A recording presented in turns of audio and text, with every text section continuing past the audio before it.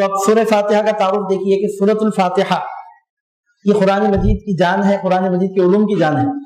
پورے قرآن میں جو کچھ علم ہے سورہ فاتحہ میں موجود ہے.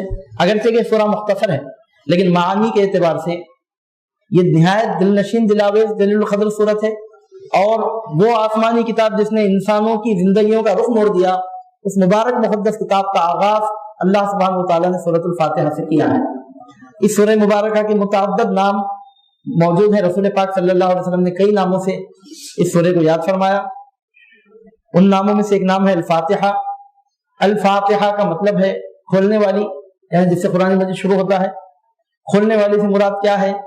تو اکابرین فرماتے ہیں ایسی صورت جو رحمت کے دروازے کھولتی ہے، حکمت کے خزانوں کے دروازے کھولتی ہے، اس لیے اس کو فاتحہ پڑھتے ہیں. جب فاتحہ پڑھی جاتی ہے رحمت کے دروازے کھلتے ہیں، اور جب سورہ فاتحہ پڑھی جاتی ہے تو حکمت کے خزانوں کے دروازے کھلتے ہیں.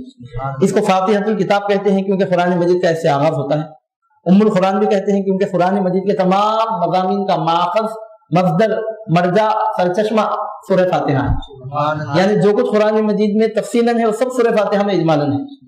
یا یوں کہیے کہ جو کچھ سورہ فاتحہ میں اجمال میں ہے وہ سب قرآن مجید میں تفصیلاً ہے. یعنی مطلب ہے کہ گویا سورہ فاتحہ متن ہے اور بقیہ پورے 30 پارے گویا اس کی شرح ہے. گویا سورہ فاتحہ ٹیکسٹ ہے اور بقیہ پوری جو آیتیں ہیں گویا اس کی شرح ہے. اس وقت اس کو ام القرآن بھی کہتے ہیں. اس سورہ مبارکہ کا ایک نام ہے السبع المثانی. اللہ تعالیٰ نے خود قرآن مجید میں اس سورہ کو اس نام سے یاد فرمایا ہے. اپنے حبیب پاک علیہ السلام سے مخاطب کرتے ہوئے ارشاد فرماتا ہے لَقَدْ آتَيْنَاكَ سَبْعًا مِنَ الْمَثَانِي وَالْقُرْآنِ الْحَكِيمِ. السبع المثانی کا مطلب بار بار دہرائی جانے والی 7 آیتیں. یعنی یہ آیتیں ایسی آیتیں ہیں جو بار بار پڑھی جاتی ہیں. اور قرآن مجید کی یہ 7 آیتیں جتنے مرتبہ دہرا کر پڑھی جاتی ہیں، بقیہ آیتیں اتنی مرتبہ دہرا کر نہیں پڑھی جاتی. کیوں؟ اس واسطے کہ ہر نماز کی ہر رکعت میں سورہ فاتحہ کی تلاوت ہوتی ہے. اس کے علاوہ اس سورہ مبارکہ کا نام الشفا ہے. یعنی جسمانی بیماریاں بھی اس سے دور ہوتی ہیں، روحانی بیماریاں بھی اس سے دور ہوتی ہیں. روحانی بیماریاں تو دور ہوتی ہیں وہ تو قرآن پاک سے. سورہ فاتحہ کے خصائص میں سے ایک خصوصیت یہ بھی ہے کہ یہ سورہ مبارکہ جسمانی بیماریوں کو دور کرنے کے لیے بھی کام آتا ہے. اور اس سورہ مبارکہ کی تلاوت سے جسمانی بیماریاں بھی دور ہوتی ہیں. جیسا کہ حضور نبی کریم صلی اللہ علیہ وسلم نے ارشاد فرمایا ہے فی فاتحۃ الکتاب شفاء من کل داء الا الموت، او کما قال صلی اللہ علیہ وسلم. مطلب یہ کہ سورہ فاتحہ میں تمام بیماریوں سے شفا ہے سوائے موت کے. یعنی ایک موت کے سوا کوئی بیماری ایسی نہیں ہے کہ جس بیماری کے لیے سورہ فاتحہ شفا نہ بنتا ہو. یعنی اس اعتبار سے اس حدیث پاک کی روشنی میں آپ یہ کہہ سکتے ہیں سورہ فاتحہ ایک ایسی دوا ہے جو ہر بیماری کے لیے کام آنے والی دوا ہے. یا ایسا مجرب نسخہ ہے، چاہے کوئی بیماری ہو ایک دوا سورہ فاتحہ کی تلاوت سے جو تمام بیماریوں کو دور کر دے. یہ سورہ مبارکہ مکہ مکرمہ میں نازل ہوئی اور اس میں ایک رکوع ہے. 7 آیتوں پر یہ سورت مشتمل ہے. اس کے الفاظ کی تعداد 25 ہے، حروف کی تعداد 130 ہے. اس سورہ مبارکہ مقدسہ سے پہلے، بلکہ آپ یوں کہیے کہ قرآن مجید کی تلاوت سے پہلے عموماً اعوذ باللہ پڑھی جاتی ہے. اعوذ باللہ من الشیطان الرجیم، جس کا مطلب یہ ہوتا ہے کہ میں اللہ کی پناہ میں آتا ہوں شیطان مردود سے. اور اللہ تعالیٰ نے قرآن مجید میں حکم دیا ہے کہ جب قرآن کی تلاوت کی جائے تو تلاوت کرتے وقت اعوذ باللہ پڑھ لینا چاہیے. جیسا کہ ارشاد ہوتا ہے فَإِذَا قَرَأْتَ الْقُرْآنَ فَاسْتَعِذْ بِاللَّهِ مِنَ الشَّيْطَانِ الرَّجِيمِ. قرآن پاک کی آیت ہے. اللہ تعالیٰ ارشاد فرماتا ہے جب تم قرآن پڑھو، قرآن پڑھنے لگو تو مردود شیطان سے اللہ تعالیٰ کی پناہ میں آ جاؤ. اللہ تعالیٰ سے پناہ طلب کرو مردود شیطان سے جب قرآن پڑھنے لگو. تو اس واسطے سورہ فاتحہ قرآن مجید پڑھنے سے پہلے اعوذ باللہ پڑھنے کو علماء نے واجب کہا ہے. واجب سے مراد یہاں پر واجب شرعی نہیں ہے، واجب تلاوت ہے. یعنی تلاوت کے آداب کے اعتبار سے سورہ کسی بھی قرآن مجید کی آیت کو پڑھنے سے پہلے اعوذ باللہ من الشیطان الرجیم پڑھنا چاہیے. کیونکہ شیطان انسان کے پیچھے لگا ہوا ہے اور انسان کا وہ مسلسل پیچھا کرتا ہے. تو انسان کو حکم دیا گیا ہے کہ قرآن پڑھنے سے پہلے اللہ تعالیٰ کی پناہ میں آ جائے. اس کے شر سے انسان خود نہیں بچ سکتا تو اللہ تعالیٰ سے درخواست کرے کہ اے پروردگار یہ مردود جو پیچھے لگا ہے اس سے میں بچ نہیں سکتا، تو بچائے تو بچ سکتا ہوں، میں نہیں بچ سکتا لہذا تو مجھے بچائے. اور اعوذ باللہ من الشیطان الرجیم، میں اللہ کی پناہ میں آتا ہوں شیطان مردود سے. اس جملہ مبارکہ میں خود سپردگی کا پہلو ہے. یعنی میں ہوں میں یہ کرتا ہوں، میں وہ کرتا ہوں، نہیں میں کچھ نہیں کر سکتا، تو سب کچھ کر سکتا ہے، میں اپنے آپ کو تیرے حوالے کر رہا ہوں. میں بچ نہیں سکتا، تو بچا سکتا ہے، اس واسطے تو مجھے بچا. خود سپردگی ہے. یعنی کسی کام کو اپنے ذمہ میں لینے کے بجائے اللہ تعالیٰ کے حوالے کر دینا، یہی ایمان کی شان ہے. اللہ تعالیٰ فرماتا ہے فَإِذَا عَزَمْتَ फतवक्कल अलल्लाह, जब किसी काम का मजबूत इरादा करो तो अल्लाह पर भरोसा करो। और हिदायत का मामला भी यही है। कुरान मजीद पढ़कर कई लोगों को हिदायत मिलती है और कई लोग गुमराह भी होते हैं। खुद कुरान मजीद में अल्लाह ताला फरमाता है युदिल्लु बिही कसीरा व यहदी बिही कसीरा, कुरान पढ़कर बहुत सारे लोग गुमराह भी होते हैं, बहुत सारे लोगों को हिदायत भी नसीब होती है। क्योंकि कुरान मजीद पढ़कर लोग गुमराह भी होते हैं, यानी शैतान वहां भी अपना काम करता है। इस वास्ते हुक्म दिया जा रहा है कि परवरदिगार तू मुझे हिदायत पाने के काबिल बनाकर उस शैतान रजीम से तू बचा, क्योंकि हिदायत का ताल्लुक सिर्फ अल्लाह ताला के करम पर, उसकी रहबरी पर है। हिदायत किसी को ना इल्म से मिलती है, ना अकल से मिलती है, ना किसी और चीज से। हिदायत उसको मिलती है जिसे परवरदिगार आलम हिदायत अता करे। चुनांचे कुरान पाक में मजमून बयान हुआ, अल्लाह ताला फरमाता है वक़ालुल हम्दुलिल्लाहिल्लज़ी हदाना लिहाज़ा वमा कुन्ना लनहतदिया लौला अन हदानल्लाह, यानी अल्लाह ताला के नेक बंदों की शान ये होती है, वो कहते हैं तारीफ उस खुदा के लिए है जिसने हमको सीधा रास्ता दिखाया। अल्लाह अगर हमारी हिदायत, हमारी रहनुमाई ना करता तो हम सीधे रास्ते पर ना आते। तो इससे पता चलता है कि हिदायत का ताल्लुक बराह रास्त अल्लाह ताला के फजल पर, उसके करम पर है। मशहूर वाक़या तो आप सुन रखे होंगे कि इब्लीस लईन मरदूद ने जब सरकार गौसे पाक हुजूर पीरानी पीर सैयदना शेख अब्दुल कादिर जैलानी क़द्दसल्लाहु तआला सिर्रहु नूरानी को बहकाने का इरादा किया था, उसने कहा था कि आपके लिए हराम चीज हलाल हो गई। तो सरकार गौसे पाक ने लाहौर शरीफ पढ़ा तो दफा हुआ, जाते जाते कहा था कि अब्दुल कादिर आपको आपके इल्म ने बचा लिया है, कई आलिमों को, कई औलिया को मैंने गुमराह किया, आपके इल्म ने आपको बचा लिया। तो सरकार पीरानी पीर ने फरमाया मरदूद तू मुझे दूसरा धोखा दे रहा है, मुझे मेरे इल्म ने नहीं बचाया, मुझे परवरदिगार आलम के करम ने बचा लिया, मुझे अल्लाह सुब्हानहु व तआला के फजल ने बचा लिया। तो अऊज़ु बिल्लाहि मिनश शैतानिर रजीम पढ़ना वाजिबुत तिलावत है। वाजिबुत तिलावत कब है? ये नमाज के बाद। और अगर नमाज में हो तो उस वक्त वाजिब तो नहीं रहता हनफियों के पास, अलबत्ता नमाज में भी सुन्नत है। कब? जब पहली रकत में पहली मर्तबा क़िराअत शुरू की जा रही हो तब, यानी सना पढ़ने के बाद पहली रकत में, सिर्फ पहली रकत में सना पढ़ लेने के बाद बिस्मिल्लाह पढ़ने से पहले, सूरह फातिहा पढ़ने से पहले सुन्नत है कि अऊज़ु बिल्लाहि मिनश शैतानिर रजीम कह लें। ये मसला मैं इसलिए खोलकर बयान कर रहा हूँ कि वाजिब है का मतलब ये नहीं कि अगर कोई नमाज में अऊज़ु बिल्लाह ना पढ़े तो उस पर सजदे तिलावत वाजिब नहीं होता। यहाँ वाजिब से मुराद वाजिब शरई नहीं है, वाजिब तिलावत है, तिलावत के लिए वाजिब है। यानी अगर किसी ने नमाज में अऊज़ु बिल्लाह नहीं पढ़ा तो सजदे तिलावत उस पर लाजिम नहीं आता, तिलावत के वाजिबात में से है। हाँ, अलबत्ता इतना फर्क है कि नमाज में जब कुरान मजीद की तिलावत की जाए तो पहली रकत में सना के बाद एक मरतबा सिर्फ पहली रकत में अऊज़ु बिल्लाहि मिनश शैतानिर रजीम पढ़ना ये वाजिब नहीं है, सुन्नत है। नमाज में सुन्नत है, यानी पढ़ लेना चाहिए पहली रकत में। अब उसके अलावा बकिया रकतों में फिर अऊज़ु बिल्लाहि मिनश शैतानिर रजीम नहीं पढ़ना चाहिए। पहली रकत में अऊज़ु बिल्लाह पढ़कर सूरह फातिहा पढ़ लिया, ज़म्मे सूरा कर लिया। अब उसके बाद बकिया रकतों में अऊज़ु बिल्लाह नहीं दोहराना चाहिए। हाँ, सलाम फेर कर जब दूसरी मरतबा फिर नमाज पढ़ रहे हो तो फिर पहली रकत में अऊज़ु बिल्लाहि मिनश शैतानिर रजीम पढ़ना ये सुन्नत है। तो अऊज़ु बिल्लाहि मिनश शैतानिर रजीम का मतलब यह है कि मैं अल्लाह की पनाह में आता हूँ शैतान मरदूद से। यानी इससे साबित होता है कि शैतान भी बड़ी कुव्वतों वाला है, इससे साबित होता है। और इंसान तन्हा उसकी कुव्वतों को दफा नहीं कर सकता, चुनांचे अपने आप को अल्लाह ताला के हवाले कर देता है। और इस हकीकत का गोया वो ऐलान करता है कि इब्लीस लईन मरदूद बड़ी ताकतों वाला है, गुमराह करने के लिए आया है, वो मारने वाला है लेकिन बचाने वाला मारने वाले से बड़ा है। मुहावरा नहीं, ये हकीकत है कि बचाने वाला मारने वाले से बड़ा है। मारने वाला वो है जिसने ताकत भीख में मांग कर ली है, और बचाने वाला वो है कि उस मारने वाले को भी उसी ने अपनी मर्जी से ताकत दी है। तो बचाने वाला मारने वाले से बड़ा है, मारने वाले से बड़ा बचाने वाला है। वो इस हकीकत का हम एतराफ करते हैं। इससे पता चलता है कि बंदे को चाहिए कि हमेशा अल्लाह ताला की तरफ रुजू रहे और किसी मामले में अपनी तरफ ख्याल ना करे, अपने परवरदिगार के करम की तरफ हमेशा मुतवज्जो रहे। उसके बाद सूरह फातिहा या किसी भी सूरत को पढ़ने से पहले बेहतर यह है कि सुन्नत यह है कि बिस्मिल्लाहिर्रहमानिर्रहीम पढ़े। अऊज़ु बिल्लाह पढ़ना वाजिब तिलावत है, और सुन्नत यह है कि जब नया सूरा शुरू हो रहा हो तो उस मौके पर बिस्मिल्लाहिर्रहमानिर्रहीम पढ़ना सुन्नत है।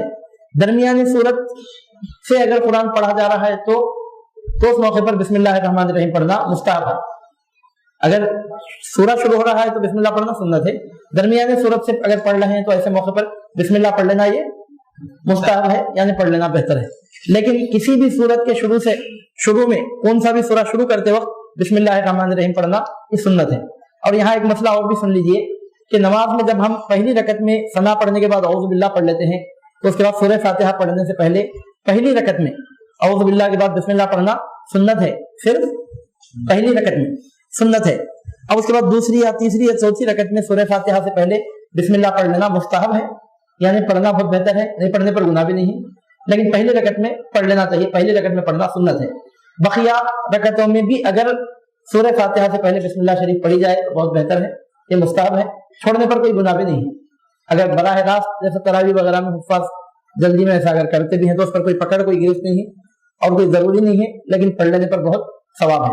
تو بسم اللہ الرحمن الرحیم کے بارے میں یہ احکام ہے۔ پہلا حکم یہ ہے کہ جب سورہ سے تلاوت شروع کی جا رہی ہو تو بسم اللہ پڑھنا سنت ہے، یا تلاوت کے دوران میں سورہ آ جائے تب بھی بسم اللہ پڑھنا سنت ہے، سورہ شروع ہو رہا ہو تو بسم اللہ پڑھنا سنت ہے، پہلا مسئلہ ہے۔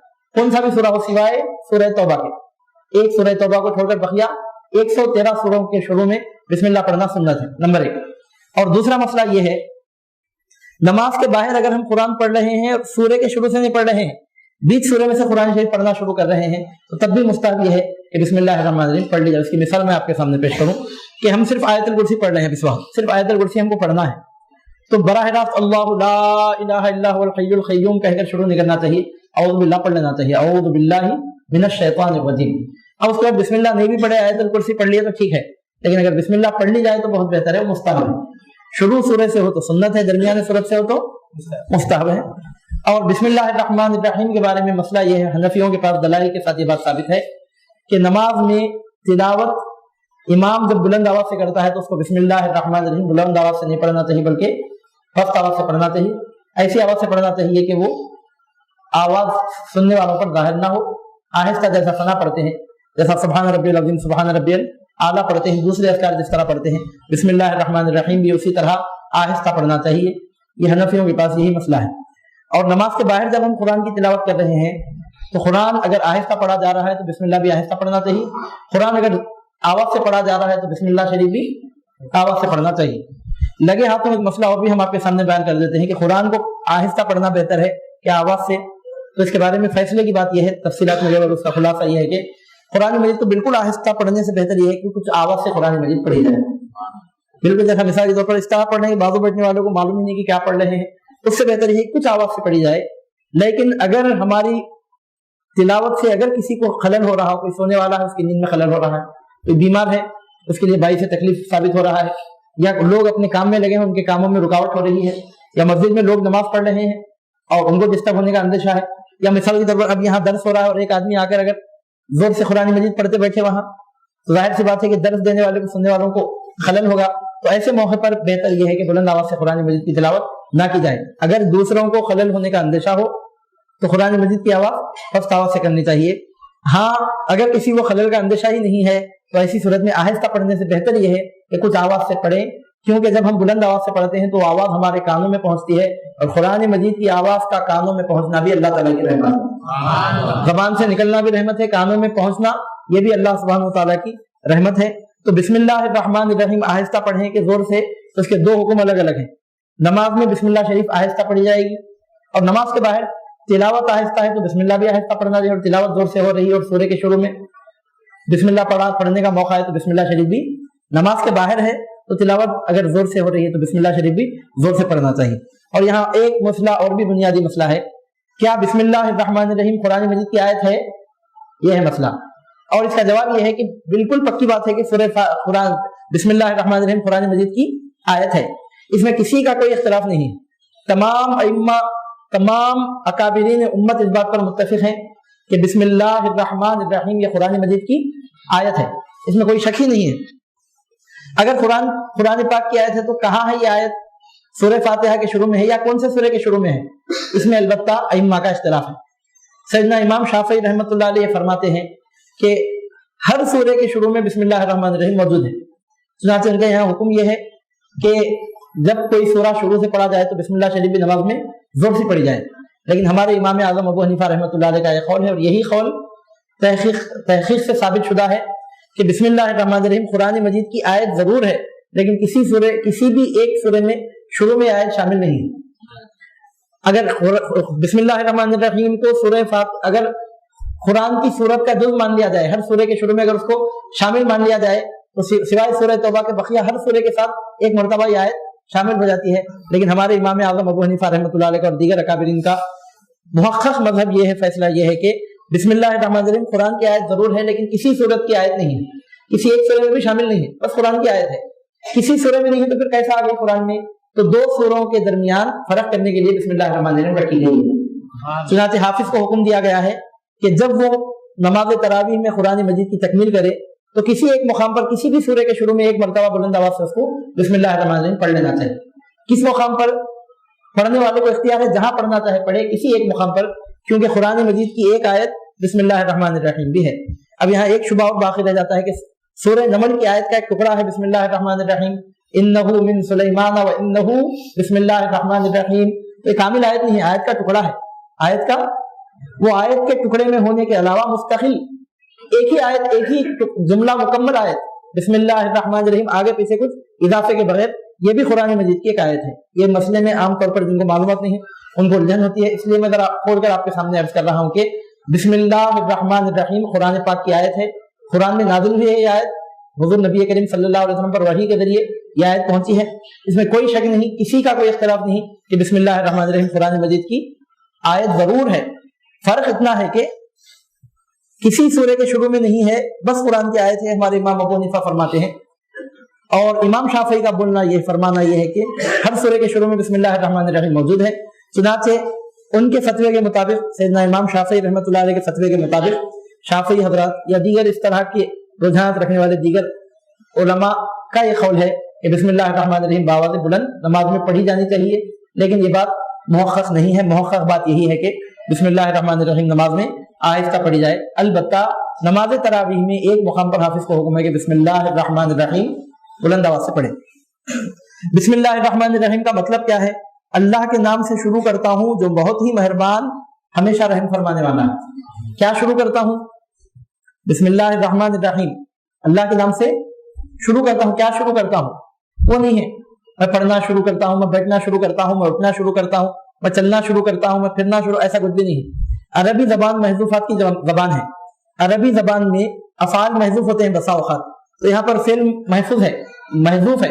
महजूफ है का मतलब छुपा हुआ है, छुपा हुआ का मतलब लफ्ज में जाहिर नहीं है। लफ्ज में जाहिर नहीं है तो कैसा पहचानना? तो लफ्ज में जाहिर नहीं है लेकिन पढ़ने वाले को मालूम है कि वो बिस्मिल्लाहिर्रहमानिर्रहीम कह के क्या काम शुरू कर रहा है। तो इससे पता चलता है कि हर काम अल्फाज से ताल्लुक नहीं रखता, हर चीज अल्फाज से ताल्लुक नहीं रखती। कई चीजें ऐसी होती हैं उनका ताल्लुक अल्फाज से नहीं होता, उनका ताल्लुक नियतों से होता है, उनका ताल्लुक दिल से होता है। इंसान कोई कंप्यूटर नहीं है कि जो उसकी जबान से निकले बस वही साबित हो जाए। इंसान एक जिंदा वजूद का नाम है जिसके सीने में एक धड़कता हुआ दिल है, बल्कि इस्लाम तो ये बताता है कि अल्फाज से बढ़कर अहमियत इंसान के जज्बात की होती है, उसके फेल से बढ़कर अहमियत उसकी नीयत की होती है। इस वास्ते हुज़ूर नबी करीम सल्लल्लाहु अलैहि वसल्लम ने फरमाया इन्नमल आमालु बिन्नियात। अब यहाँ है कि अल्लाह के नाम से शुरू करता हूँ। क्या शुरू करता हूँ? महजूफ है, अल्फाज में जाहिर नहीं है। अल्फाज में जाहिर नहीं हुआ तो क्या होता? पढ़ने वाले को मालूम है कि वो क्या शुरू कर रहा है। क्या महजूफ है? तो जब जो काम कर रहा है वही इससे मुताल्लिक हो जाता है। खाने से पहले कहता है बिस्मिल्लाहिर्रहमानिर्रहीम, तो मतलब यह है कि मैं खाना अल्लाह के नाम से शुरू करता हूँ। चलने से पहले कहता है तो मतलब यह है कि मैं चलना अल्लाह के नाम से शुरू करता हूँ। सोने से पहले कहता है तो मतलब यह है कि मैं नींद के अमल का आगाज अल्लाह के नाम से कर रहा हूँ। जाग कर कहता है बिस्मिल्लाहिर्रहमानिर्रहीम, तो मतलब यह है कि जागने का आगाज मैं अल्लाह के नाम से कर रहा हूँ। यहाँ तक रिवायतों में आता है बिस्मिल्लाहिर्रहमानिर्रहीम के बारे में, तफसीर कुर्तुबी के हवाले से है कि हुजूर नबी करीम सल्लल्लाहु अलैहि वसल्लम ने फरमाया, यहाँ तक फरमाया गया कि जब दरवाजा बंद करो तो अल्लाह का नाम लिया करो, चराग बुझाओ तो अल्लाह का नाम लिया करो, अपने बर्तन को ढांपो तो अल्लाह का नाम लिया करो, मुश्क का मुंह बांधो तो अल्लाह का नाम लिया करो। यानी किसी बहुत बड़े काम पर बिस्मिल्लाहिर्रहमानिर्रहीम पढ़ने की तालीम, छोटे छोटे काम पर दरवाजा बंद करो तो बिस्मिल्लाह कह के बंद करो, चराग बुझाओ तो बराह रास्त मत बुझाओ, बिस्मिल्लाहिर्रहमानिर्रहीम कह के बुझाओ। अगर बर्तन का मुंह मूछना है तो बिस्मिल्लाह पढ़कर बर्तन का मुंह मूछो, मुश्क का मुंह बांधना है तो बिस्मिल्लाह पढ़कर मुश्क का मुंह बांधो। मुश्क का मुंह बांधने का मतलब आप ऐसा समझ जाइए मौजूदा जमाने में कि बोतल का ढक्कन अगर बंद करना है तो बिस्मिल्लाह पढ़कर ढक्कन बंद करो, बिस्मिल्लाह पढ़कर ढक्कन खोलो। या मौजूदा जमाने में इसकी शरह हम साइंटिफिक तशरीह इसकी इस तरह पेश कर सकते हैं कि चराग बुझाओ तो बिस्मिल्लाह पढ़कर बुझाओ, मतलब ये जब लाइट का स्विच ऑफ करो तो स्विच ऑफ बाद में करो, पहले बिस्मिल्लाहिर्रहमानिर्रहीम पढ़ लिया। स्विच खोलो बाद में बिस्मिल्लाह पहले पढ़ लिया करो। तो क्या मतलब है बिस्मिल्लाह का? तो स्विच ऑन करने से पहले आप कहते हैं बिस्मिल्लाहिर्रहमानिर्रहीम, तो इसका मतलब ये हुआ मैं स्विच ऑन करना शुरू करता हूँ अल्लाह के नाम से। स्विच ऑफ करने का मतलब ये स्विच ऑफ करना मैं शुरू करता हूँ अल्लाह के नाम से। यानी छोटे से छोटे मामूली से मामूली काम पर भी बिस्मिल्लाह पढ़ना चाहिए। बिस्मिल्लाह पढ़ने का फायदा ये होता है کہ انسان میں توکل کی عادت پیدا ہوتی ہے. یعنی یہ سوئچ میں آف کرا, یہ سوئچ میں آن کرا, کھانا میں کھایا, دروازہ میں بند کرا, نہیں, یہ سب اللہ کی طرف سے ہو رہا ہے, اسی کے نام سے اعلان کا انجام دے رہا ہے. یہ سب اللہ تعالیٰ کی مرضی سے ہو رہا ہے, اس کی تائید سے ہو رہا ہے. اللہ تعالیٰ اگر نہیں چاہا تو کوئی آدمی سوئچ آف کر سکتا ہے, نہ آن کر سکتا ہے. اگر کوئی ناواقف کہے کہ اتنا چھوٹا کام کیا انسان اپنی مرضی سے نہیں کر سکتا, جی ہاں نہیں کر سکتا. کیوں؟ اگر سوئچ آن کرنے کے لیے اپنا ہاتھ اٹھا رہا ہے اور ہاتھ اٹھانے سے پہلے اگر اس کے ہاتھ پر فالج پڑ جائے تو ظاہر سی بات ہے کہ وہ سوئچ آن نہیں کر سکتا.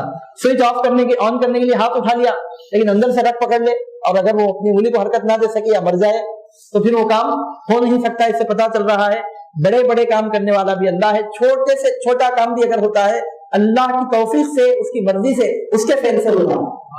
ہر کام کرنے والی ذات اللہ تعالیٰ کی ہے. اس میں توکل کی تعلیم ہے. امام قرطبی نے ایک صحیح حدیث نقل کی ہے کہ حضرت عثمان بن ابی العاص رضی اللہ تعالیٰ عنہ نے شکایت کی, یا رسول اللہ, جب سے میں مشرف و اسلام ہوا میرے جسم میں درد رہتا ہے. تو حضور اکرم صلی اللہ علیہ وسلم نے فرمایا, جہاں درد ہو وہاں ہاتھ رکھ کر 3 بار بسم اللہ الرحمن الرحیم پڑھو اور 7 مرتبہ یہ کہو, اعوذ بعزت اللہ وقدرتہ من شر ما اجد واحاذر. حضور نبی کریم صلی اللہ علیہ وسلم نے وظیفہ سکھایا. عرض کرتے ہیں سرکار میرے جسم میں درد رہتا ہے. حضرت سیدنا عثمان بن ابی العاص رضی اللہ تعالیٰ عنہ نے عرض کیا, یا رسول اللہ میرے جسم میں درد رہتا ہے, جب سے میں مسلمان ہوا ہوں یہ کیفیت میں خود میں پاتا ہوں. تو سرکار صلی اللہ علیہ وسلم نے فرمایا, جب بھی تمہیں درد, جس حصے میں تمہیں درد ہے وہاں ہاتھ رکھ لیا کرو. اس کے بعد 3 مرتبہ بسم اللہ الرحمن الرحیم پڑھ کر 7 مرتبہ یہ کہو, اعوذ بعزت اللہ وقدرتہ من شر ما اجد واحاذر. اس سے کئی باتوں کا پتہ چلتا ہے. اس سے اس بات کا بھی پتہ چلتا ہے کہ تعداد مقرر کر کے وظیفے پڑھنا جائز ہے. حضور نبی کریم صلی اللہ علیہ وسلم نے تعداد بتائی, 3 مرتبہ بسم اللہ کہو, پھر 7 مرتبہ اعوذ باللہ وقدرتہ من شر ما اجد واحاذر, یہ 7 مرتبہ کہو. اس سے پتہ چلتا ہے کہ اللہ سبحانہ و تعالیٰ نے الفاظ میں ایسی تاثیر رکھی ہے کہ ان الفاظ کی برکت سے بیماریاں دور ہو جاتی ہیں. تو ایک بندہ مومن کو چاہیے کہ ہمیشہ بسم اللہ شریف پڑھنے کی عادت ڈالے. ایک بندہ مومن کا امتیازی وصف ہونا چاہیے کہ بسم اللہ الرحمن الرحیم کثرت سے پڑھے. چھوٹے سے چھوٹا کام کرنا ہو تو پہلے بسم اللہ الرحمن الرحیم پڑھ لیا کرے, کیونکہ جس کام کے آغاز میں بسم اللہ پڑھی جاتی ہے اس کام میں اللہ تعالیٰ کی مدد شامل ہو جاتی ہے, اور یہ توکل کی بہترین کیفیتوں میں سے کیفیت ہے. اللہ تعالیٰ فرماتا ہے اس آیت مبارکہ میں, اللہ کے نام سے شروع کرتا ہوں. اللہ کیا ہے؟ لفظ اللہ, بسم اللہ. اللہ تعالیٰ کا اسم ذاتی ہے, اور اللہ تعالیٰ کا ایسا نام ہے کہ جو اس کے سوا اور کسی کے لیے استعمال نہیں ہو سکتا. اللہ تعالیٰ کا اسم ذاتی ہے. اس کے بعد 2 صفاتی نام ہے, الرحمن الرحیم. رحمان کا مطلب کیا ہے اور رحیم کا مطلب کیا ہے؟ تو دونوں مبالغے کے صیغے ہیں. اس کا مطلب یہ ہے کہ جو اپنے بندوں پر بے حد رحم فرماتا ہے, وہ اپنی مخلوق کو انعام و اکرام سے سرفراز فرماتا ہے. وجود دیا, زندگی دی, علم دیا, قوت دی, عزت دی, عمل صالح کی توفیق دی, یہ سب اس کے رحمت کے مظاہر ہیں. یعنی انسان کی محنت کے بغیر وہ انسان کو اپنی نعمتوں سے سرفراز فرماتا ہے. اس واسطے وہ رحمان ہے اور رحیم ہے. عزیزان محترم, یہاں ان لوگوں کو اپنے خیالات درست کر لینا چاہیے جو یہ کہتے ہیں کہ جن کا ماننا یہ ہے, جو یہ کہتے ہیں کہ اللہ سبحانہ و تعالی ظلم کرنا سکھاتا ہے, نعوذ باللہ من ذالک. قرآن خون خاری سکھاتا ہے, نعوذ باللہ من ذالک. ان کو غور کرنا چاہیے کہ قرآن کو اگر خون خاری کی دعوت دینا ہوتا تو آغاز میں رحمت کا ذکر کیوں کرتا؟ قرآن نے اپنے آغاز میں خون خاری کا ذکر نہیں کیا, ظلم کا ذکر نہیں کیا, جرموں اور ان کی سزاؤں کا ذکر نہیں کیا, اللہ تعالیٰ کی رحمت کا ذکر کیا. جباریت کا, قہاریت کے ذکر سے قرآن کا آغاز نہیں ہوا. رحمانی اور رحیمی صفت کے ساتھ اللہ سبحانہ و تعالیٰ نے قرآن مجید کا آغاز فرمایا, اور وہ اپنے بندوں پر بڑا کرم کرنے والا, رحم کرنے والا ہے. رحیم کا مطلب جو کرم کرتا ہو, رحم کرتا ہو. رحمان کا مطلب ہے بہت زیادہ مہربانی کرنے والا, اتنی مہربانی کرنے والا کہ اس سے زیادہ مہربانی کرنا ممکن نہ ہو. اس وقت سے سوائے اللہ سبحانہ و تعالیٰ کے اور کسی کو رحمان نہیں کہا جا سکتا. اور بعض مفسرین یہ فرماتے ہیں رحمان وہ ہے جو ہر ایک پر رحم فرماتا ہے, چاہے مومن ہو کے کافر, اچھا ہو کے برا, نیک ہو کے بد, سب پر جو رحمت کرتا ہے, سب پر جو رحم کرتا ہے اس کو رحمان کہتے ہیں. جو دنیا میں سب پر رحمت فرماتا ہے. اور رحیم اسے کہتے ہیں جو آخرت میں ایمان والوں پر رحم فرمائے, ایمان والوں کو عذاب سے بچائے, وہ رحیم ہے. اب اس کے بعد سورہ فاتحہ کا آغاز ہوتا ہے, اعوذ باللہ من الشیطان الرجیم, بسم اللہ الرحمن الرحیم, الحمد للہ رب العالمین, الرحمن الرحیم, مالک یوم الدین, ایاک نعبد و ایاک نستعین, اہدنا الصراط المستقیم, صراط الذین انعمت علیہم غیر المغضوب علیہم ولا الضالین آمین۔ ارشاد ہوتا ہے سب تعریفیں اللہ کے لیے جو مرتبہ کمال تک پہنچانے والا ہے سارے جہانوں کا، بہت ہی مہربان، ہمیشہ رحمت فرمانے والا، مالک ہے روز جزا کا، تیری ہی ہم عبادت کرتے ہیں، تجھی سے مدد چاہتے ہیں، چلا ہم کو سیدھے راستے پر، راستہ ان کا جن پر تو نے انعام فرمایا، نہ ان کا جن پر غضب ہوا اور نہ گمراہوں کا۔ صدق اللہ العلی العظیم۔ سورہ فاتحہ کے مضامین 3 حصوں میں تقسیم ہوتے ہیں۔ سب سے پہلے اللہ سبحانہ و تعالیٰ کی تعریف اور اس کی صفات کا بیان ہے۔ نمبر 1 اللہ تعالیٰ کی تعریف اور اس کے رب ہونے کا ذکر، اس کے رحمان ہونے، رحیم ہونے کا ذکر، مالک یوم الدین ہونے کا ذکر ہے۔ اللہ تعالیٰ کی حمد اور اس کی صفات کا بیان ہے، نمبر 1۔ نمبر 2 بندگی کا اقرار ہے، ایاک نعبد و ایاک نستعین کہہ کر۔ شروع کی 3 آیتوں میں حمد الہی اور صفات الہی کا بیان ہے، آیت نمبر 4 میں بندگی کا عہد ہے، اور آخر کی 3 آیتوں میں دعا ہے۔ آخر کی 3 آیتوں میں دعا ہے، شروع کی 3 آیتوں میں حمد، بیچ کی آیت میں، چوتھی آیت بیچ کی آیت میں بندگی کا اقرار، اور آخر کی 3 آیتوں میں دعا ہے۔ ارشاد ہوتا ہے سب تعریفیں اللہ تعالیٰ کے لیے ہے جو مرتبہ کمال تک پہنچانے والا ہے۔ حمد کا مطلب عربی میں تعریف کا ہوتا ہے، یعنی مطلب یہ کہ ایسی ذات کے جو تعریف کے قابل ہو اور اس کی تعریف کرنا چاہے نعمت ملے کہ نہ ملے۔ شکر میں اور حمد میں فرق کیا ہے؟ شکر اس وقت کیا جاتا ہے جب نعمت ملتی ہے، اور حمد عام ہے نعمت ملنے کے وقت یا نعمت کے ملنے کا جہاں موقع نہ ہو ایسے موقع پر بھی، یعنی ہمیشہ ہر حال میں اللہ سبحانہ و تعالیٰ قابل تعریف ہے، اس کا مادہ حمد ہے۔ اور اللہ تعالیٰ فرماتا ہے کہ وہ تعریف کے قابل ہے، کیوں؟ تو اس سے پتہ اس بات کا چلتا ہے کہ وہ تعریف کے قابل اس واسطے ہے کہ وہ تمام جہانوں کا پالنے والا، سب کو مرتبہ کمال تک پہنچانے والا ہے، یعنی مطلب ہے کہ جس کو جو کچھ مل رہا ہے اسی سے مل رہا ہے، سب کو پیدا بھی کرتا ہے اور سب کی ضرورتیں پوری فرماتا ہے۔ جب سب کی ضرورتیں وہ پوری فرما رہا ہے تو وہ قابل تعریف ہے، اور بہت ہی مہربان ہے، ہمیشہ رحم فرمانے والا ہے، یعنی مطلب یہ کہ وہ جو پالنے والا ہے تو سارے جہانوں کا پالنے والا ہے۔ کوئی ایک شخص بھی، کوئی ایک ذات بھی، کوئی ایسی چیز بھی ایسی نہیں ہے کہ جس کو اللہ سبحانہ و تعالیٰ پالتا نہ ہو، دنیا میں سب کو پالتا ہے، اور وہ بہت ہی مہربان، ہمیشہ رحم فرمانے والا ہے۔ مالک ہے روز جزا کا، مالک اسے کہتے ہیں جو ہستی اپنے ملک میں تصرف کر سکے، یعنی جو چاہے اپنی ملکیت میں تصرف کرے اس کو مالک کہتے ہیں، اور اللہ سبحانہ و تعالیٰ فرماتا ہے کہ وہ مالک ہے کس کا؟ یوم الدین کا، بدلے کے دن کا، جزا کے دن کا، یعنی آدمی دنیا میں جو بھی اچھا یا برا عمل کرتا ہے تو اس کا بدلہ اس کو قیامت کے دن ملتا ہے، اور قیامت کے دن اچھے برے کا بدلہ دینے والا اللہ سبحانہ و تعالیٰ ہے۔ لیکن اللہ تعالیٰ یہاں عادل کا لفظ استعمال نہیں فرما رہا، عادل یوم الدین نہیں فرما رہا، مالک یوم الدین فرما رہا۔ عادل میں اور مالک میں فرق کیا ہے؟ عادل وہ ہوتا ہے جو طول مق پر انصاف کرتا ہے، عادل وہ ہوتا ہے جو مجرم کو سزا ضرور دیتا ہے، لیکن مالک اسے کہتے ہیں کہ وہ اپنی ملکیت میں تصرف کرنے کا پورا اختیار رکھتا ہے، اگر وہ عدل سے کام لے کر عذاب دے تو کوئی اس کو ٹوک نہیں سکتا، اور اگر وہ فضل سے کام لیتے ہوئے مجرم کو معاف کر دے تو کوئی اس کو ٹوک نہیں سکتا۔ عادل وہ ہے جو سزا ضرور دیتا ہے، لیکن مالک وہ ہے اس کی مرضی ہے، چاہے تو سزا دے، چاہے تو سزا دیے بغیر بخش دے۔ عزیزان محترم، ہر مجرم کو عذاب ہونا کوئی ضروری نہیں ہے، بہت سارے مجرم ایسے بھی ہوں گے جن کو اللہ سبحانہ و تعالیٰ اپنی مرضی سے معاف فرما دے گا۔ اب جب مجرم کو سزا نہیں دی گئی تو پھر انصاف کہاں باقی رہا؟ مجرم کو سزا نہیں دی گئی تو پھر عدل کا تقاضا کہاں باقی رہا؟ اللہ تعالیٰ اپنے آپ کو عادل نہیں فرما رہا، مالک فرما رہا۔ مالک اسے کہتے ہیں جو اپنی ملکیت میں تصرف کرنے کا پورا اختیار رکھتا ہے، بندہ اس کا ہے، اس کی ملکیت ہے، اگر وہ چاہے تو جرم پر سزا دے، اگر چاہے تو اپنی مالکیت کی شان دکھاتے ہوئے سزا معاف کر دے، اور مجرم کو سزا دینے کے بجائے مجرم پر اگر وہ انعامات فرمائے تو اس کے کرم کی بات ہے۔ تو اس سے پتہ چلتا ہے کہ ایمان والوں میں جتنے گناہگار ہیں، یہ اہل سنت و جماعت کا بیسک عقیدہ ہے جس کی تائید لفظ مالک سے ہوتی ہے۔ ایمان والے جنتی ہیں، اگر انہوں نے گناہ کیا ہے تو گناہوں کے بدلے میں عذاب ہو بھی سکتا ہے، لیکن اللہ تعالیٰ اگر چاہے تو عذاب معاف کر دے تو اس کی شان کرم سے کوئی بعید نہیں ہے۔ مجرم کو عذاب ملنا کوئی ضروری نہیں، ایمان والے گناہگار کو عذاب ہونا کوئی ضروری نہیں ہے، وہ جزا کے دن کا مالک ہے۔ اس کے بعد ارشاد ہوتا ہے ہم تیری ہی عبادت کرتے ہیں۔ عبادت کیا ہے؟ ایاک نعبد و ایاک نستعین، اے اللہ ہم تیری عبادت، پہلے تو بتایا گیا حمد اللہ کے لیے ہے، وہ تمام عالمین کا پالنے والا ہے، رحمان ہے، رحیم ہے، بدلے کے دن کا مالک ہے، پوری ملکیت رکھتا ہے، جو چاہے فیصلہ فرمائے۔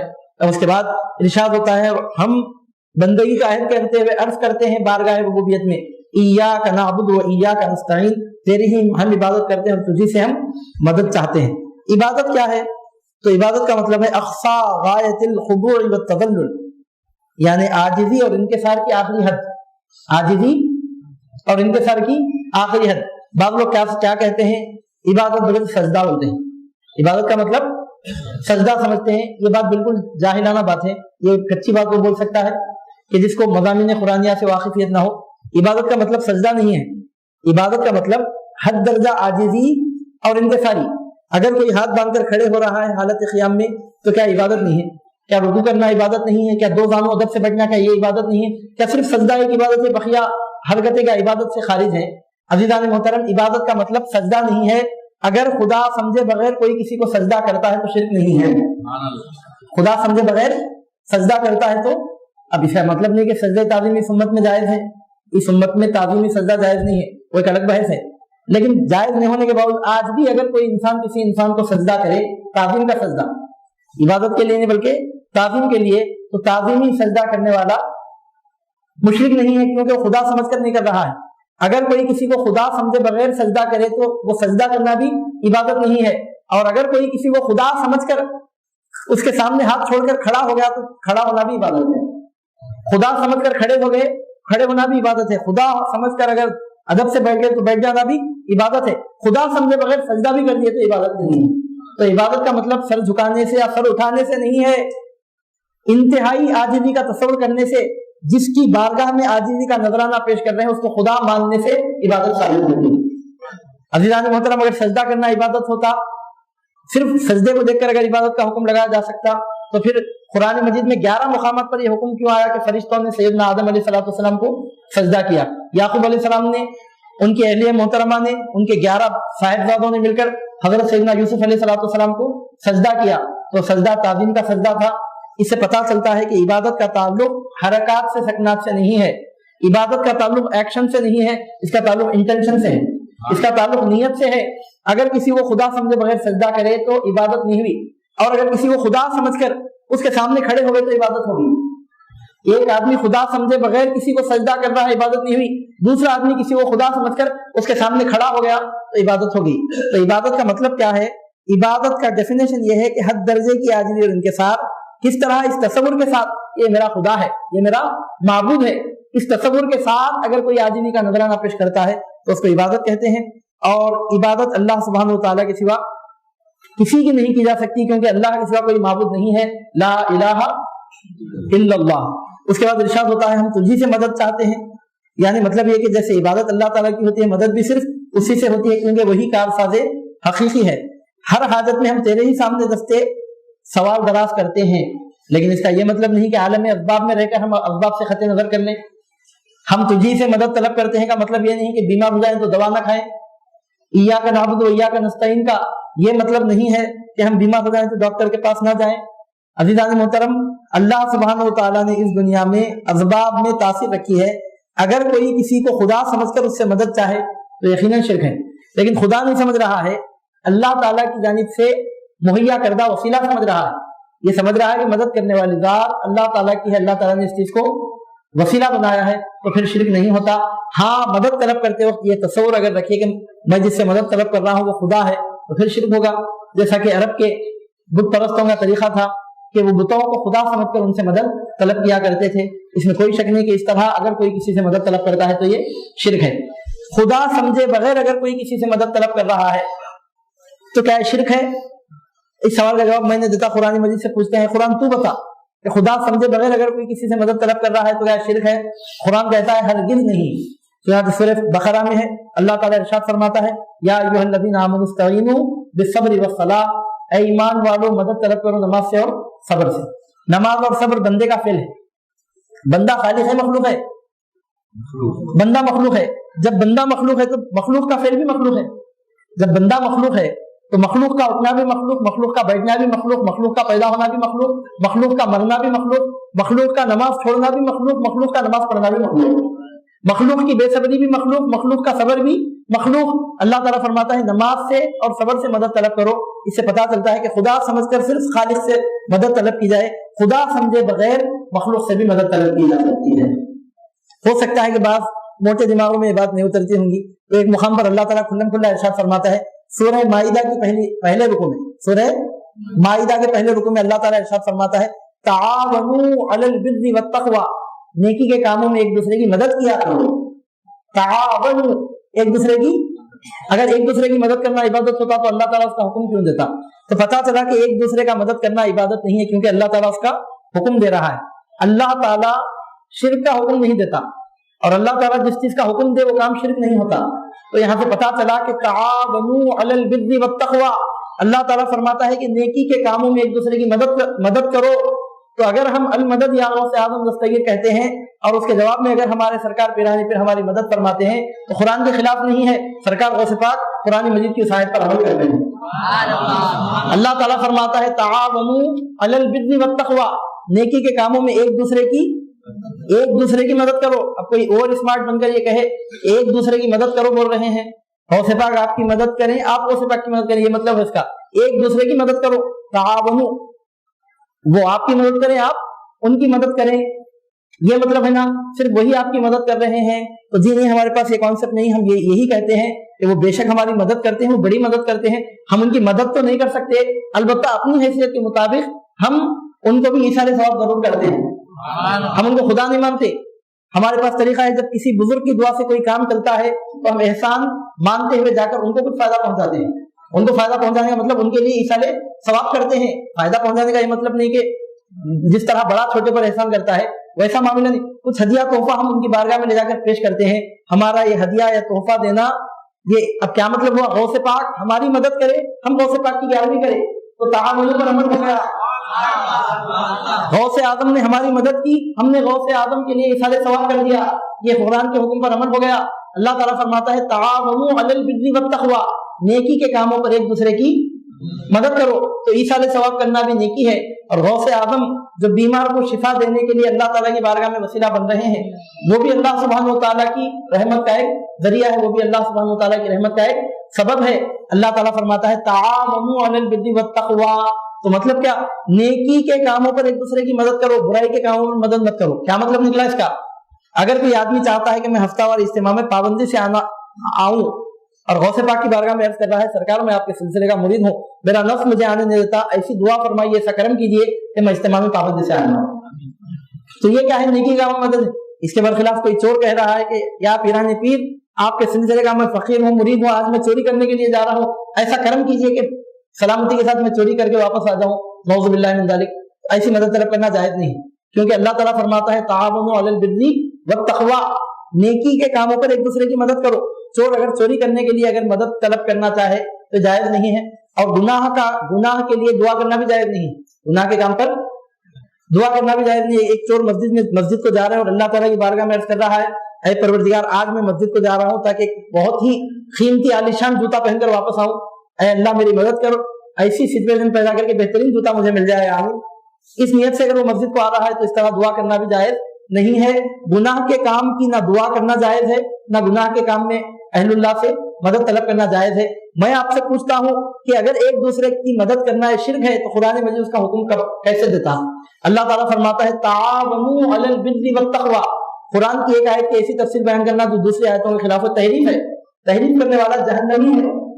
अगर कोई सूरह फातिहा की आयत का ऐसा मजमून बयान करता है जो सूरह माइदा की आयत के खिलाफ है, सूरह बकरा की आयत के खिलाफ है, तो तफसीर नहीं कर रहा है, तहरीफ कर रहा है। और हुजूर नबी करीम सल्लल्लाहु अलैहि वसल्लम फरमाते हैं मन क़ाला फिल क़ुरआन बिग़य्यिही फल्यतबव्वा मक़अदहु मिनन नार, जो कुरान में अपनी राय से कुछ कहे, यानी कुरान की दीगर आयतों के खिलाफ और दीगर हदीसों के खिलाफ अपनी राय से, जिसका कोई माखज़ नहीं है, ऐसी बात जो उसके अक़ल में पैदा हो रही है, अपनी तरफ से अपनी राय से ऐसी बात कर रहा है कुरान में। अगर कोई शख्स कुरान में कोई बात अपनी राय से कहे तो उसे चाहिए कि अपना ठिकाना जहन्नम में बनाए। अज़ीज़ान मोहतरम, कुरान की एक आयत दूसरी आयत की तफसीर करती है। कुरान की तफसीर के तरीकों में एक तरीका यह भी है कि तफसीरुल कुरान बिल कुरान, एक आयत की ऐसी तफसीर बयान करना जो दूसरी आयतों के खिलाफ ना हो। अब यहाँ अल्लाह ताला फरमाता है इय्याका नअबुदु व इय्याका नस्तईन, और सूरतुल कहफ में इरशाद होता है कि हजरत सिकंदर ज़ुल्क़रनैन का वाक़या बयान करते हुए अल्लाह ताला फरमाता है कि जब उन्होंने सद्दे सिकंदरी तामीर करना चाहिए, वॉल ऑफ चाइना की तामीर करने का जब उन्होंने, the great wall of China की तामीर करने का जब उन्होंने इरादा किया, तो उन्होंने उन अक़वाम से मुखातिब होकर, उस कौम के उन लोगों से, उन अफराद से मुखातिब होकर आपने इरशाद फरमाया था अईनूनी बिक़ुव्वतिन, क्या फरमाया था? अईनू का मतलब क्या है? अईनू का मतलब मेरी मदद करो। हजरत जुल्करनैन कहते हैं अईनू, मेरी मदद करो, शिर्क नहीं हुआ। हम भी कहते हैं अल मदद या गौस, शिर्क नहीं हुआ। या गौस आज़म दस्तगीर अल मदद बोलना कहाँ से जायज़ है? तो आप बोलना सूरह कहफ से जायज़ है। या शेख अब्दुल कादिर जैलानी शेख लिल्लाह का वजीफा पढ़ना कहाँ से जायज़ है? सूरतुल कहफ से जायज़ है। किसकी सुन्नत है? हजरत सैयदना सिकंदर जुल्करनैन की सुन्नत है। सिकंदर जुल्करनैन कौन है? कोई काफिर नहीं है, नौजुबिल्लाह, कोई वो जहन्नमी नहीं है, नौजुबिल्लाह, कोई फासिक, कोई गुनाहगार, कोई फाजिर नहीं है, नौजुबिल्लाह मिन ज़ालिक, वो अल्लाह के महबूब बंदे। उनके बारे में दो बातों में से एक बात है, नबी नहीं है तो वली तो जरूर है, इतना तो साबित है कुरान पाक ने उनकी करामतों का जिक्र किया है, अल्लाह ताला ने उनकी महबूबियत का जिक्र किया है, अल्लाह ताला ने उनके सालेह होने का जिक्र किया है, अल्लाह ताला ने उनके मुत्तकी होने का जिक्र फरमाया है। और वो लोगों से मुखातब होकर कहते हैं अईनूनी, मेरी मदद करो। तो इससे पता चला कि जब चाइना के लोगों से मदद करना तकवा के खिलाफ नहीं है, तो गौसे आज़म दस्तगीर से मदद तलब करना तकवा के खिलाफ कैसे हो गया? रसूल अकरम सल्लल्लाहु अलैहि वसल्लम से मदद तलब करना कुरान के खिलाफ कैसे हो गया? तो सूरह फातिहा की एक आयत है इय्याका नअबुदु व इय्याका नस्तईन, उसके मुकाबले में हम देखते हैं सूरह बकरा में इरशाद होता है इस्तईनू बिस्सब्रि वस्सलाह, नमाज से और सब्र से मदद तलब करो। सूरह माइदा में इरशाद होता है ताअवनु अलल बिर्रि वत्तक़वा, नेकी के तक़वा के कामों में एक दूसरे की मदद करो। और इरशाद होता है हजरत सिकंदर जुल्करनैन का कौल सूरतुल कहफ में कि उन्होंने कहा था अईनूनी बिक़ुव्वा, क़ुव्वत के साथ मेरी मदद करो। इय्याका नअबुदु व इय्याका नस्तईन अईनूनी, उन्होंने कहा मेरी मदद तलब करो। तो पता चला कि कुरान कंट्रोवर्सी से पाक है, अल्लाह के कलाम में तदाद नहीं है, वहां एक अलग बात यहाँ एक अलग बात, ऐसा नहीं है। कुरान में तदाद नहीं है, कुरान तदाद से पाक है। तो मतलब क्या निकला? सूरह फातिहा की आयत में जिस मदद का जिक्र है वो मदद है जो बंदा खुदा से तलब करता है। खुदा समझकर अल्लाह के सिवा किसी से मदद तलब मत करो, खुदा का महबूब समझकर या अल्लाह की जानिब से पेश करदा वसीला समझकर असबाब की दुनिया में रहकर असबाब से अगर तुम मदद तलब करो, असबाब को काम में लाओ, तो फिर शिर्क हरगिज़ नहीं है। ऐसी मदद तलब करना, मैं तो अभी आपके सामने हजरत सिकंदर जुल्करनैन का कौल जिक्र किया हूँ, कुरान में साबित है कि पैगंबरों का तरीका है मखलूक से मदद तलब करना, पैगंबरों के अमल से साबित है।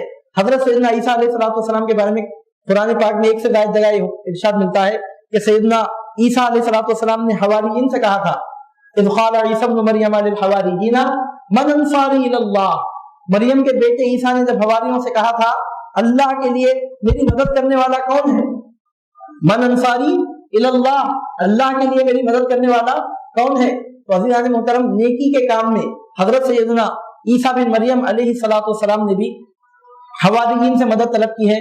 और इससे पता चलता है कि अल्लाह के बंदों को अगर वसीला समझकर उनसे मदद तलब की जाए तो फिर इसमें शिर्क का कोई शायबा नहीं है। तो खुलासा क्या निकला?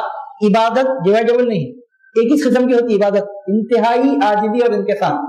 खुदा समझकर किसी के सामने इंतहाई आजिज़ी करना इबादत है। मदद डिवाइडेबल है, मदद दो किस्म की होती है, एक वो मदद जो बंदा खुदा से तलब करता है, दूसरी वो मदद जो बंदे बंदों से तलब करते हैं। एक वो मदद जो बंदा खुदा से तलब करता है, दूसरी वो मदद जो बंदा बंदे से तलब करता है। खुदा बंदे से जो मदद तलब करता है वो मदद हकीकी मदद है, बंदा बंदे से जो मदद तलब करता है वो हकीकी नहीं है, मजावी है। मिसाल के तौर पर आप जाहिल से जाहिल इंसान से पूछिए, तू जब अल मदद या गौस कहता है तो गौसे आजम को खुदा कहता है या खुदा का बंदा कहता है? तो यही कहेगा कि मैं उनको खुदा नहीं कहता, मैं उनको महबूब सुभानी कहता हूँ, उनको मैं खुदा नहीं कहता, उनको मैं महबूब खुदा कहता हूँ। खुदा नहीं है, लेकिन पूछने वाले तेरी नियत क्या है इतना याद रख ले, खुदा नहीं है लेकिन महबूब खुदा तो है, तो खुदा नहीं है लेकिन खुदा से जुदा भी नहीं है। अज़ीज़ान मोहतरम, इससे पता चलता है या शेख अब्दुल कादिर जैलानी शेख लिल्लाह का जो वजीफा पढ़ा जाता है जो दीवार पर वहां लिखा हुआ है, अज़ीज़ान मोहतरम, ये वजीफा कुरान मजीद के खिलाफ नहीं है, कुरान की तायद में है, कुरान तो इसकी तायद में है। इससे पता चलता है कि बंदा बंदे से मदद तलब कर सकता है, बंदा बंदे से मांग सकता है, बंदा बंदे को दे सकता है।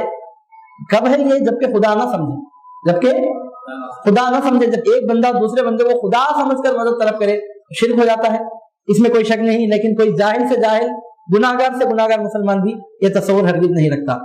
अब शुरू के 3 आयतों में अल्लाह ताला की तारीफ है, बताया गया तारीफ अल्लाह के लिए जो रब्बुल आलमीन है, रहमान है, रहीम है, मालिक यौमिद्दीन है।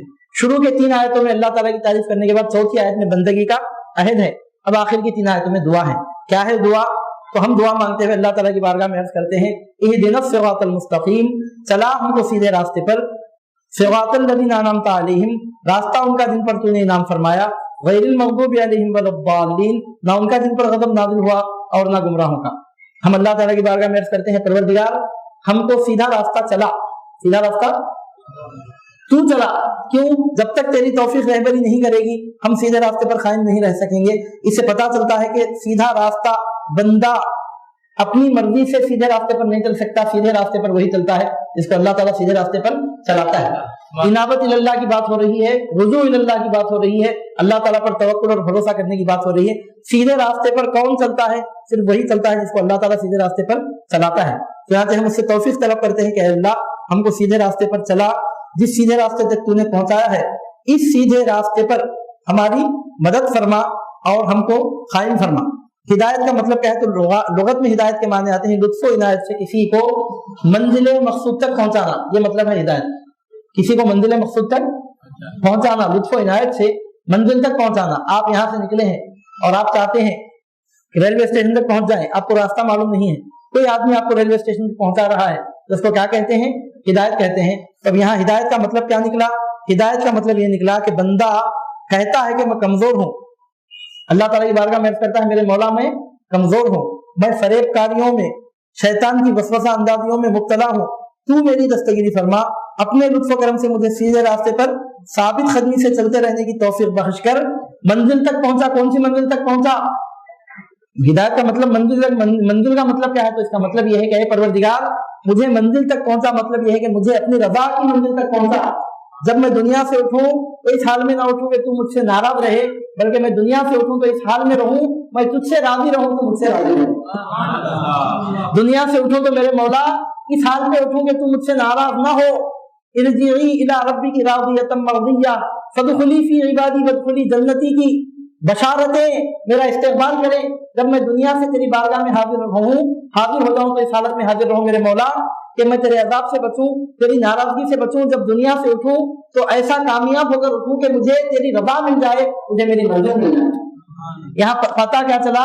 اللہ تعالیٰ کی رضا اور اس کی خوشنودی حاصل ہونا یہ منزل ہے۔ نماز پڑھنا منزل نہیں ہے، نماز پڑھنا منزل تک پہنچنے کی کوشش ہے، روزہ رکھنا منزل نہیں، منزل تک پہنچنے کی کوشش ہے، صدقہ و خیرات منزل نہیں، منزل تک پہنچنے کی کوشش ہے، حج و قربانی و اعمال صالحہ اور کثرت ذکر کثرت نوافل منزل نہیں، منزل تک پہنچنے کی کوشش ہے، جستجو ہے۔ منزل کیا ہے؟ خدا کا بندے سے راضی ہو جانا ہے منزل ہے۔ جس دن بندے سے خدا راضی ہو گیا اس کو اس کی منزل مل گئی، خدا راضی ہو گیا اس کو منزل مل گئی۔ روزہ میرے کریم نے فرما لیا قبول، اب چاند چاہے ہو کہ نہ ہو عید ہوگی۔ ہم عرض کرتے ہیں کہ پروردگار ہم کو ہدایت کا راستہ عطا فرما، اہدنا الصراط المستقیم، سیدھے راستے پر چلا، ایسے راستے پر چلا جس راستے پر چل کر منزل مل جائے، اور وہ منزل کیا ہے؟ رضا خدا، خدا بندے کریم کی رضا نصیب ہو جائے۔ تو مطلب کیا نکلا کہ اے پروردگار عالم میں تجھ سے ہدایت کا طلبگار ہوں، ہم سب کو ہدایت دے۔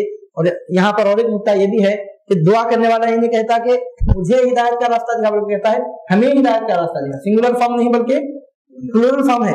وہ کیوں ہے؟ وہ اس واسطے ہے کہ اگر ہدایت اپنے لیے ایک ایک آدمی اگر طلب کرتا رہے تو اسلام کا عالمگیر فیض دنیا میں ظاہر نہیں ہوگا۔ ایک آدمی بولا کہ اللہ مجھے اکیلے کو ہدایت دے دے تو اسلام کا جو اصل فیض دنیا میں ظاہر ہونے والا ہے وہ ظاہر نہیں ہوگا۔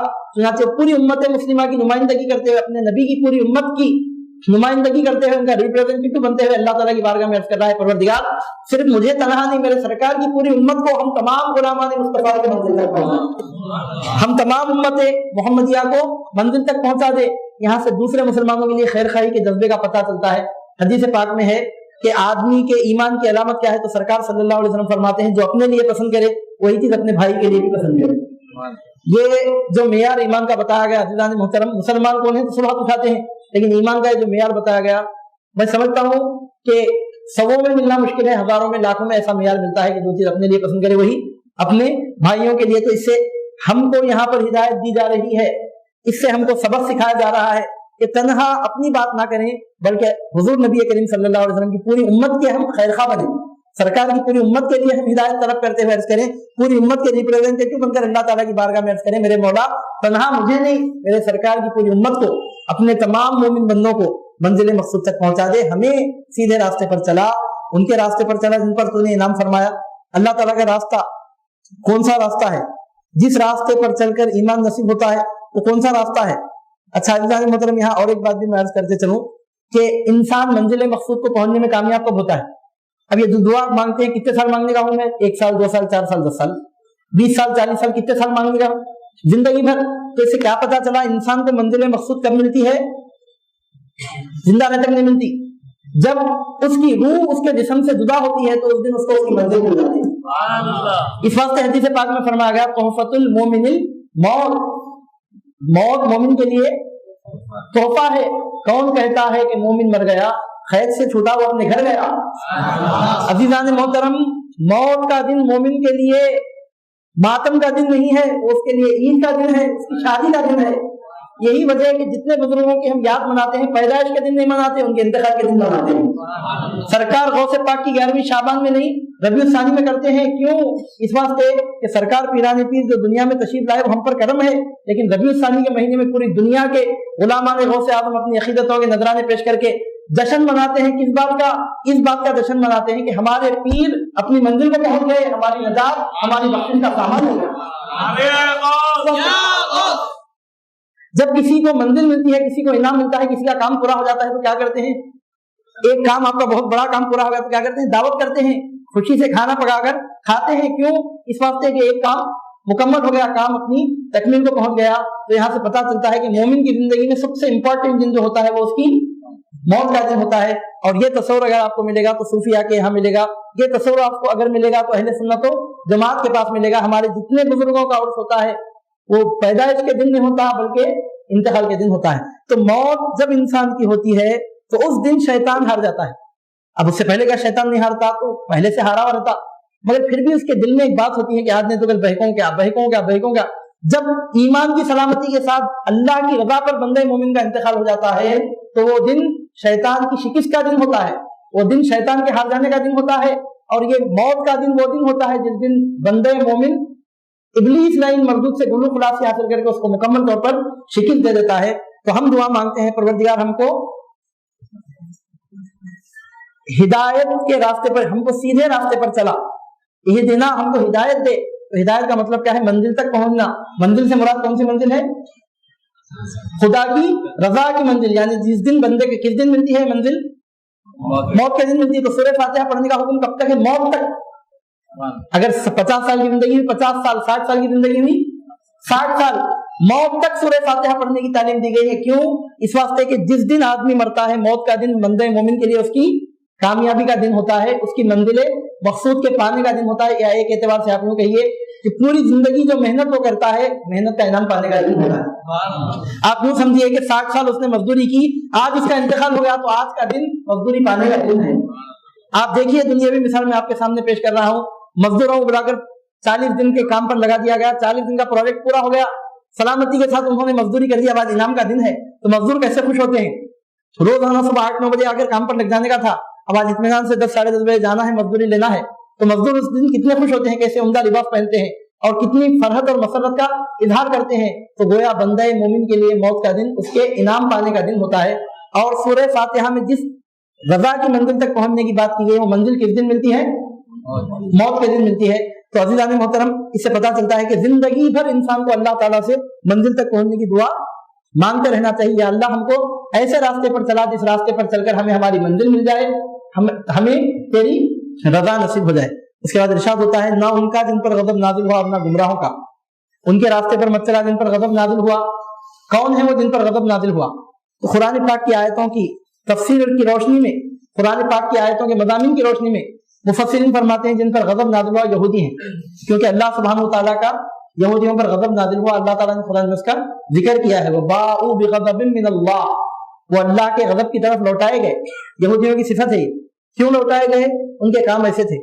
اور یہودیوں کے برے کاموں میں سب سے برا کام, سب سے زیادہ برا کام یہ ہے کہ پیغمبروں کی بے قدری کرنے والی قوم. یقتلون النبیین بغیر الحق, نبیوں کو بغیر حق کے انہوں نے قتل کر دیا. پیغمبروں کا مذاق اڑایا کرتے. سیدنا موسیٰ علیہ السلام کے جیسے جلیل القدر پیغمبر سے دل لگی کیا کرتے. تو یہودیوں کی کئی خرابیوں میں سب سے بڑی خرابی یہ ہے کہ وہ پیغمبروں کے بے ادب ہوئے. اور جب پیغمبر کی بے ادبی ہوتی ہے تو اللہ کا عذاب پھر نہیں رکتا. دوسرے گناہ اگر ہوئے تو عذاب کے لیے مہلت مل سکتی ہے. جتنے قوموں پر عذاب آیا آپ تاریخ اٹھا کر دیکھیں گے تو آپ کو پتا چلے گا جب تک وہ بتوں کو پوچھتے رہے عذاب نہیں آیا, جب تک وہ زنا کاریوں میں فریب کاریوں میں مبتلا رہے, حرام کاریوں میں مبتلا رہے عذاب نہیں آیا, ظلم و ستم کرتے رہے عذاب نہیں آیا. لیکن جب پیغمبر کی مخالفت پر کھڑے ہو گئے تو عذاب آ گئے. 400 سال فرعون نے ظلم کیا عذاب نہیں آیا, لیکن جب وہ موسیٰ علیہ السلام کے مقابلے پر کھڑا ہوا تو دریائے نیل میں اس طرح بے یار و مددگار ہو کر ڈوبا کہ کوئی اس کا ہاتھ پکڑنے والا اس کو بچانے والا نہ رہا. تو اللہ تعالیٰ کا عذاب, اللہ تعالیٰ کا غضب کب آتا ہے؟ جب پیغمبروں کی بے قدری ہوتی ہے. تو اس معاملے میں بطور مثال, بطور علامت کے ایک قوم کو پیش کیا جا رہا ہے, وہ قوم یہود ہے جو پیغمبروں کی بہت بے ادبی کرنے والی قوم ہے.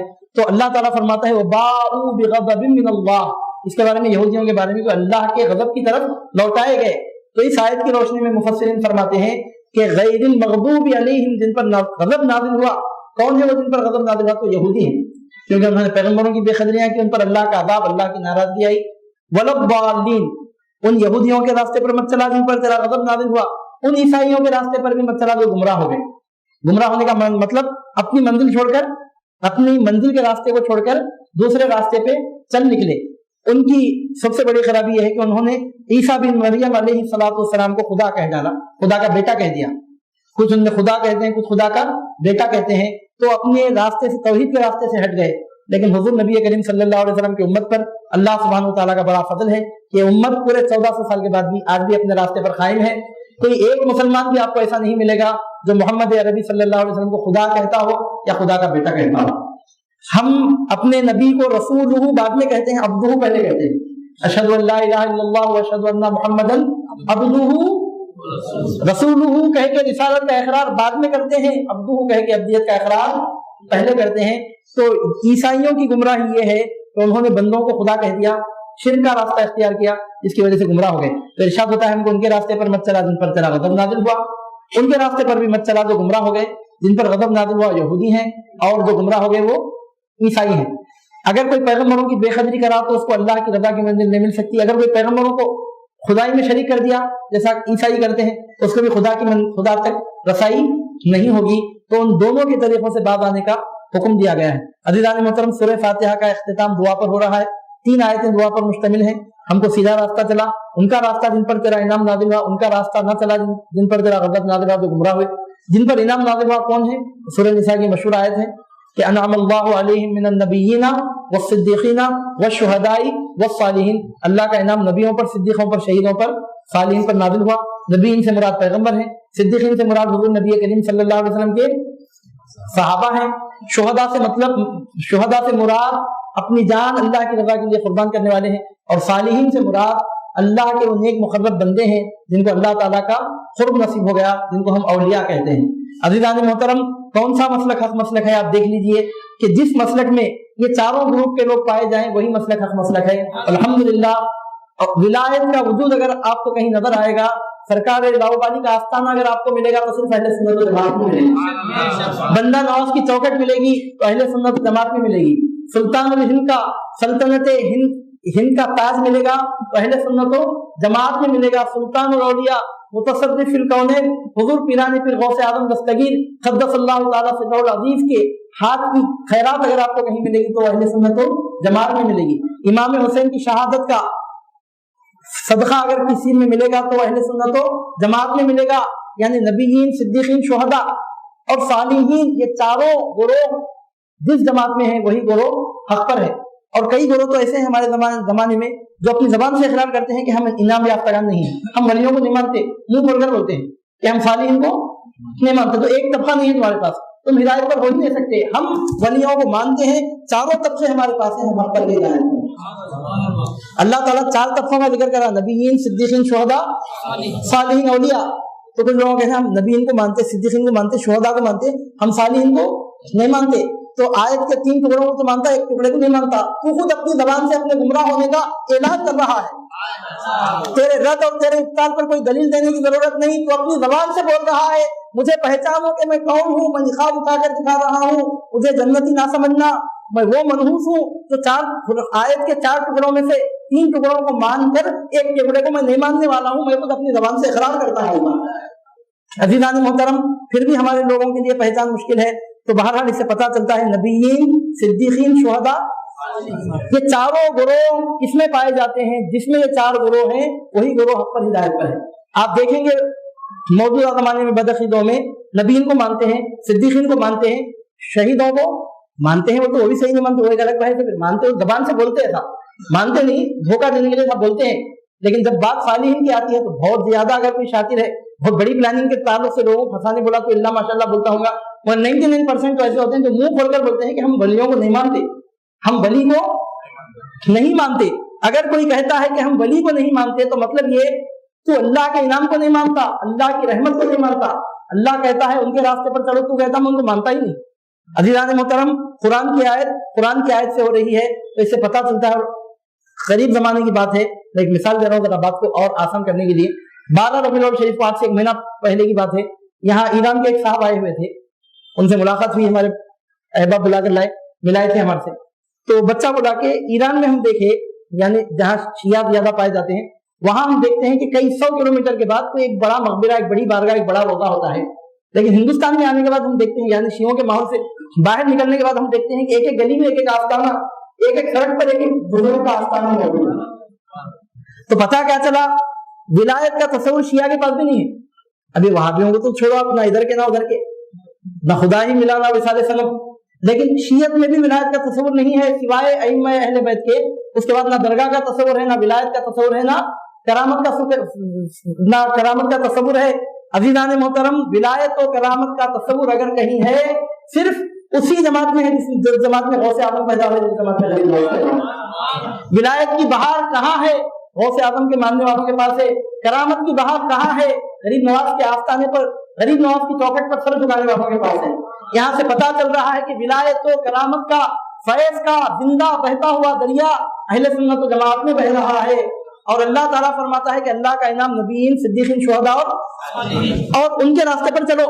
अल्लाह ताला क्या फरमा रहा? नेक लोगों के रास्ते पर चला, खाली पैगंबरों के रास्ते पर, खाली सहाबा के रास्ते पर, खाली सिद्दीकीन के रास्ते पर ही नहीं, सालिहीन के रास्ते पर भी चला। गौसे आजम ने बैत का निजाम, सिलसिले खादरिया आलिया का निजाम जारी फरमाया। सिलसिले खादरिया आलिया का इजरा गौसे आजम का तरीका हुआ। अल्लाह ताला फरमा रहा तुम उनके तरीके पर चलो। मतलब क्या? सरकार गौसे आजम ने सिलसिले खादरिया आलिया का इजरा फरमाया। अब अगर कोई खादरिया सिलसिले में बैत ले रहा है या कोई खादरिया सिलसिले में बैत दे रहा है तो गौसे आजम के तरीके पर अमल कर रहा है। जिन पर इनाम हुआ उनके तरीके पर हम चल रहे हैं। ये हमारे हक पर होने की जिंदा अलामत है, जिंदा सूरत से जिंदा बने। अल्लाह ताला क्या फरमा रहा? जिन पर इनाम हुआ खाली उनके ताल्लुक से अच्छा ख्याल रखोगे और उनके तरीके पर चलो, उनके रास्ते पर चला जिन पर इनाम हुआ। इनाम याफ्तागान जिस रास्ते पर चले हैं उस रास्ते पर हमको चला, जिस रास्ते पर औलिया अल्लाह चले हैं उस रास्ते पर हमको चला।